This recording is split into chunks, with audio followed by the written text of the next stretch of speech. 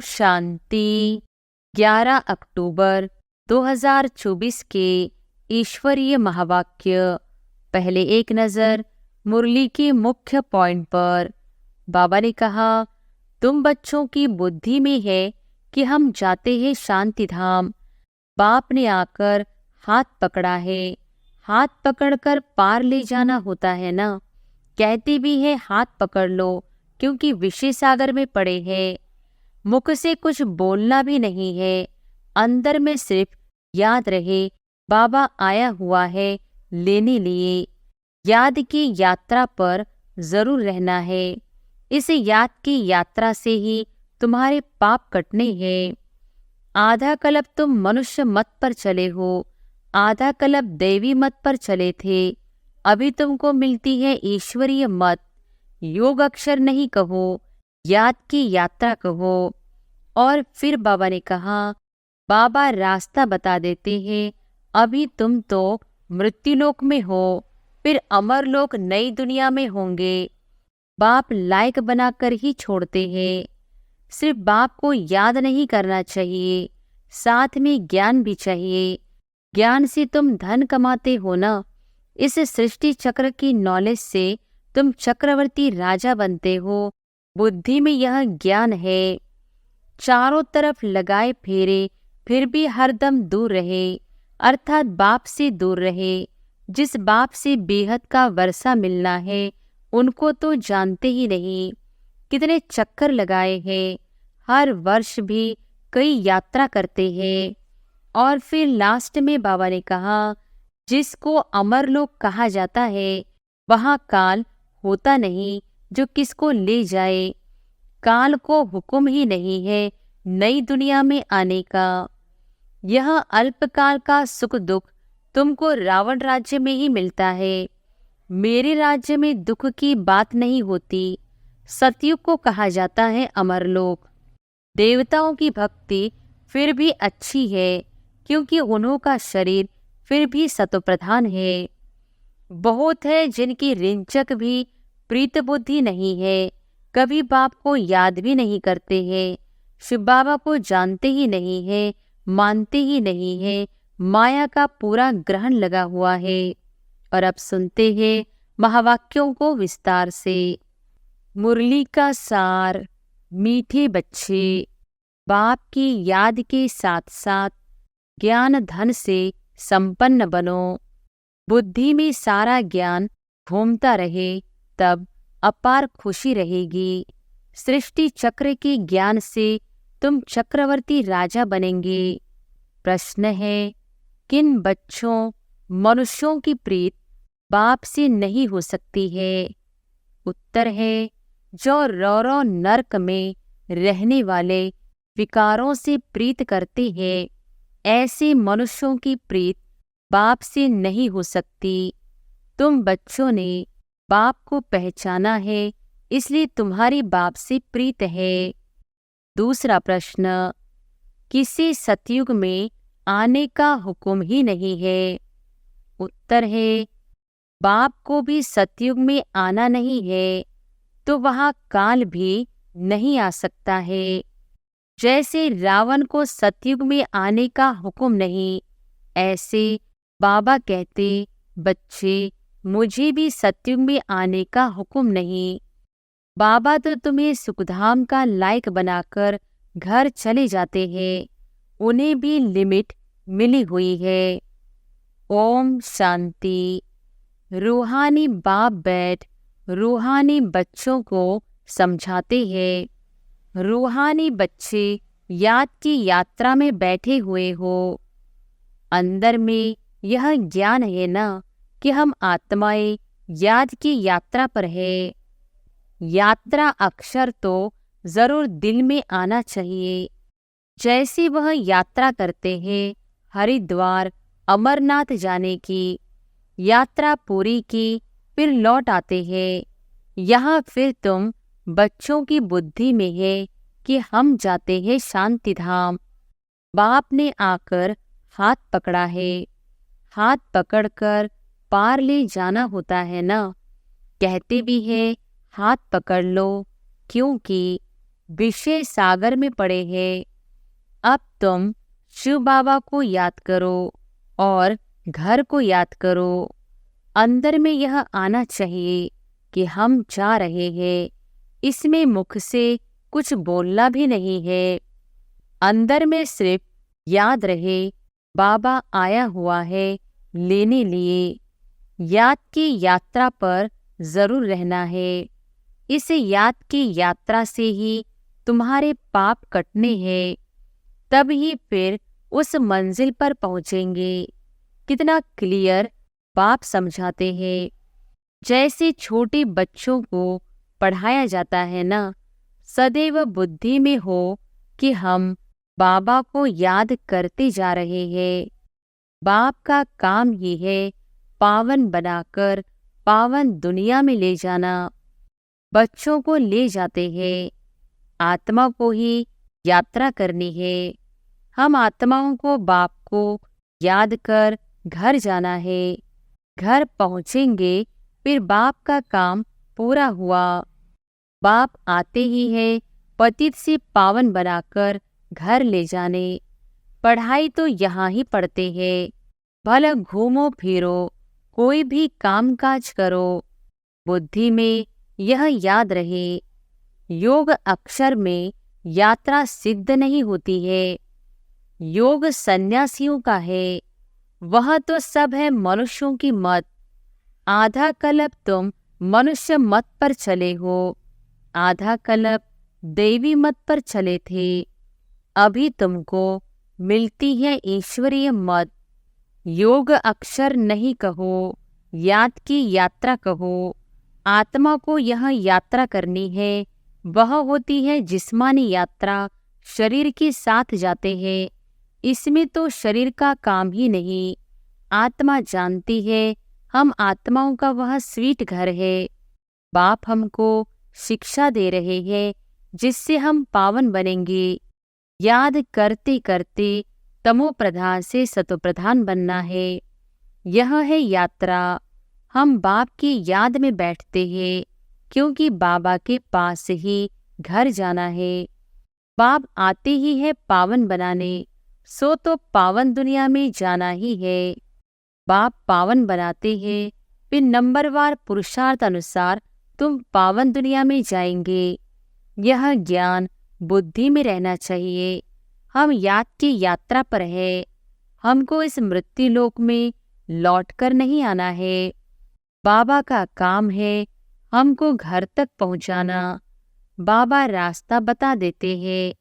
अभी तुम तो मृत्यु लोक में हो, फिर अमर लोक नई दुनिया में होंगे। बाप लायक बनाकर ही छोड़ते हैं। सुखधाम में बाप नहीं ले जाएंगे।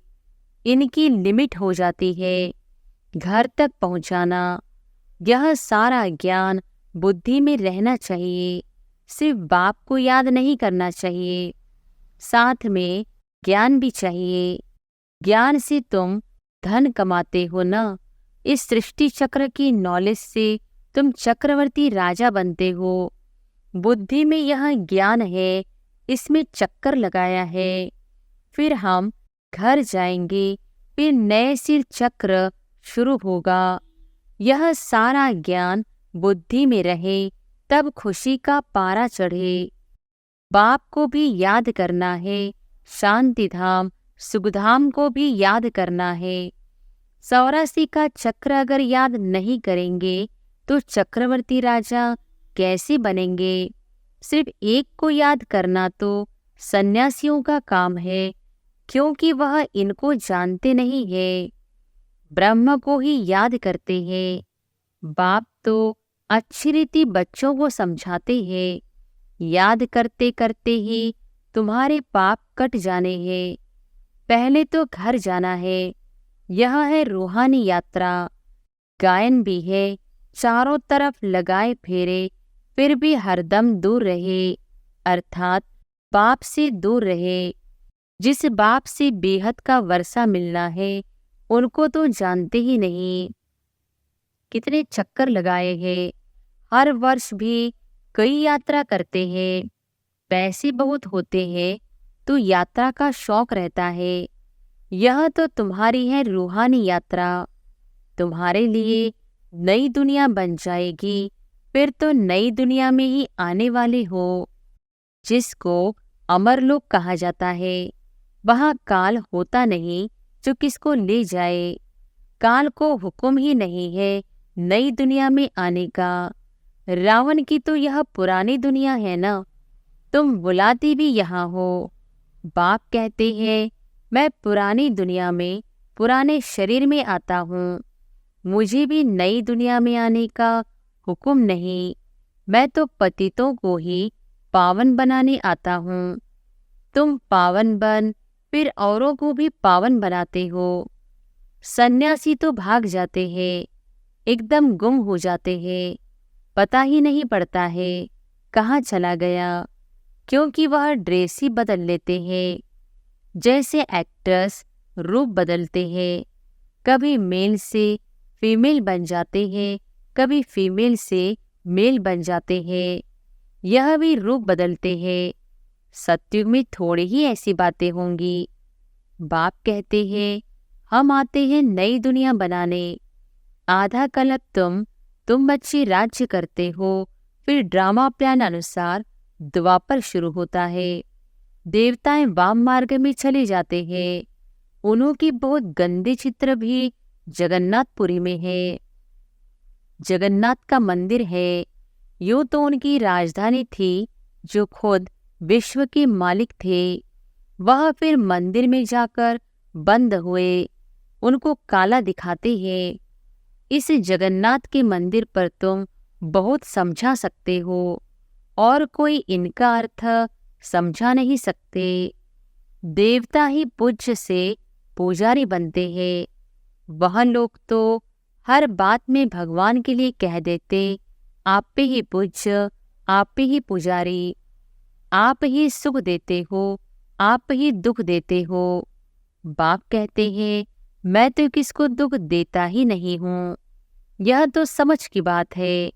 बच्चा जन्मा तो खुशी होगी, बच्चा मरा तो रोने लग पड़ेंगे, कहेंगे भगवान ने दुख दिया। अरे यह अल्पकाल का सुख दुख तुमको रावण राज्य में ही मिलता है। मेरे राज्य में दुख की बात नहीं होती। सतयुग को कहा जाता है अमरलोक, इनका नाम ही है मृत्युलोक। अकाले मर पड़ते हैं। वहाँ तो बहुत खुशियाँ मनाते हैं, आयु भी बड़ी रहती है। बड़ी में बड़ी आयु 150 वर्ष की होती है। यहाँ भी कभी कभी ऐसी कोई की होती है, परंतु यहाँ तो स्वर्ग नहीं है ना।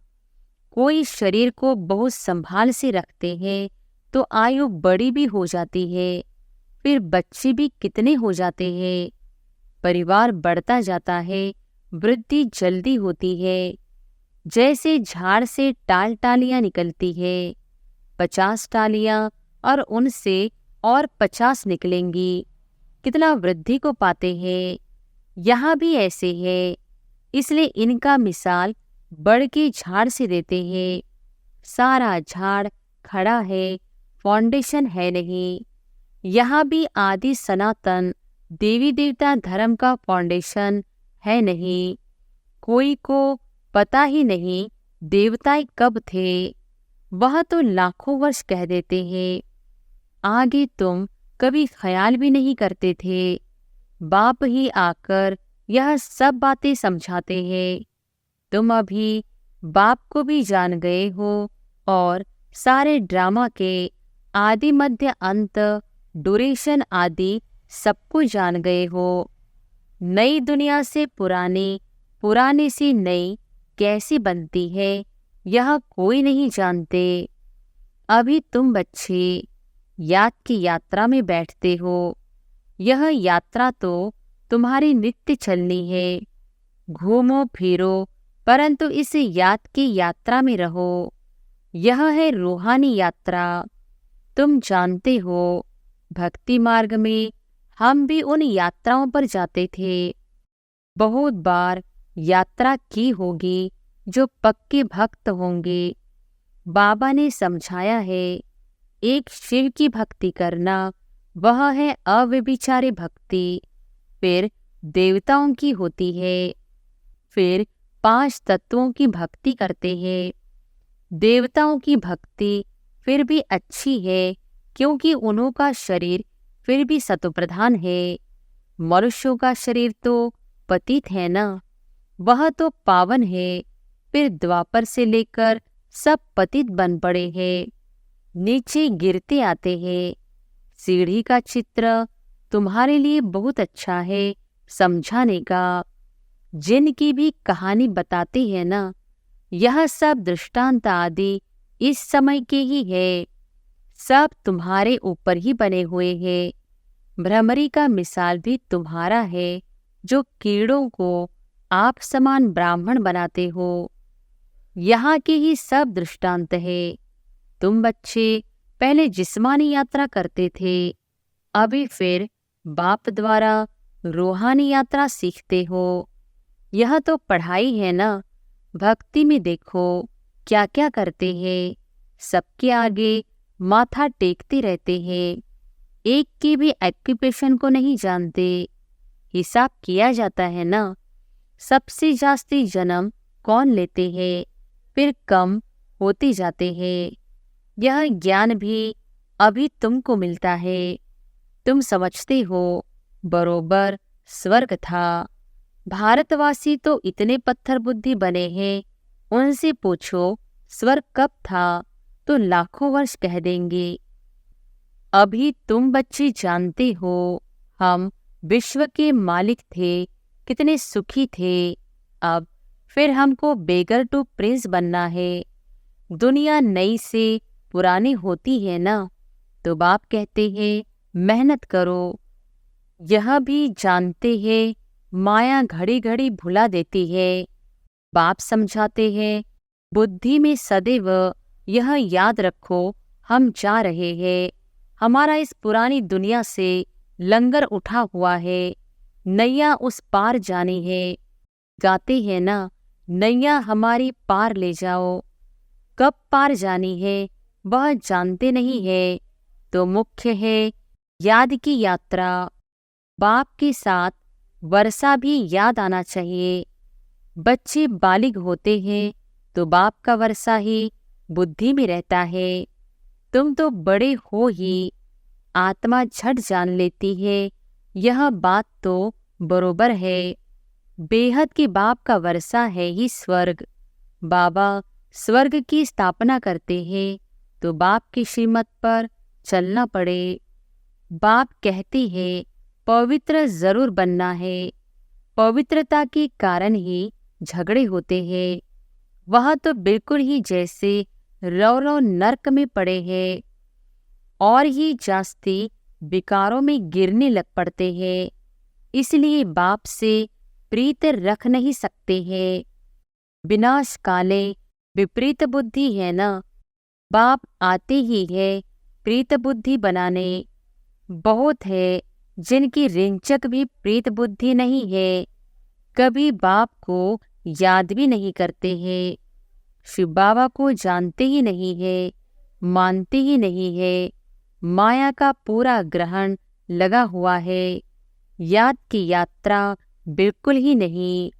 बाप मेहनत तो कराते हैं, यह भी जानते हो सूर्यवंशी चंद्रवंशी राजधानी यहाँ स्थापन हो रही है।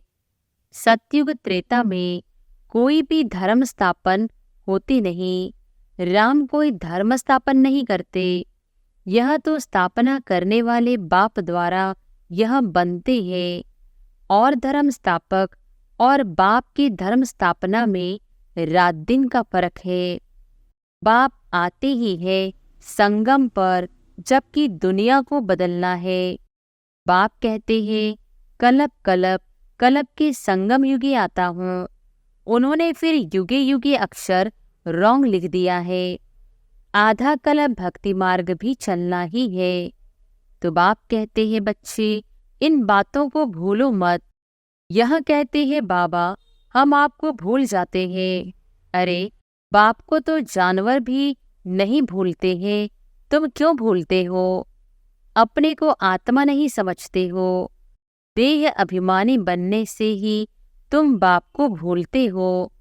अब जैसे बाप समझाते हैं वैसे तुम बच्चों को भी टेव आदत रखनी चाहिए।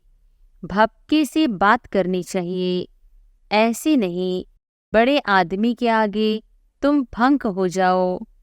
तुम कुमारियां ही बड़े बड़े विद्वान पंडितों के आगे जाती हो तो तुम्हें नीडर हो समझाना है।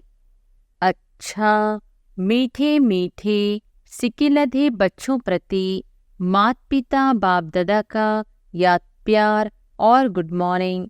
रूहानी बाप की रूहानी बच्चों को नमस्ते। धारणा के लिए मुख्य सार। पहली पॉइंट, बुद्धि में सदैव याद रहे कि हम जा रहे हैं। हमारी नैया का लंगर इस पुरानी दुनिया से उठ चुका है। हम हैं रूहानी यात्रा पर। यही यात्रा करनी और करानी है। दूसरी पॉइंट, किसी भी बड़े आदमी के सामने निर्भयता भपके से बात करनी है, फंक नहीं होना है। देही अभिमानी बनकर समझाने की आदत डालनी है। वरदान है, व्यर्थ व माया से इनोसेंट बन, दिव्यता का अनुभव करने वाले महान आत्मा भव। व्यर्थ व माया से इनोसेंट बन, दिव्यता का अनुभव करने वाले महान आत्मा भव। महान आत्मा अर्थात सेंट उसे कहेंगे जो व्यर्थ व माया से इनोसेंट हो। जैसे देवताएं इससे इनोसेंट थे, ऐसे अपने वो संस्कार इमर्ज करो। व्यर्थ के अविद्या स्वरूप बनो, क्योंकि यह व्यर्थ का जोश कई बार सत्यता का होश, यथार्थता का होश समाप्त कर देता है। इसलिए समय, श्वास, बोल, कर्म सब में व्यर्थ से इनोसेंट बनो। जब व्यर्थ की अविद्या होगी तो दिव्यता स्वतः अनुभव होगी और अनुभव कराएगी।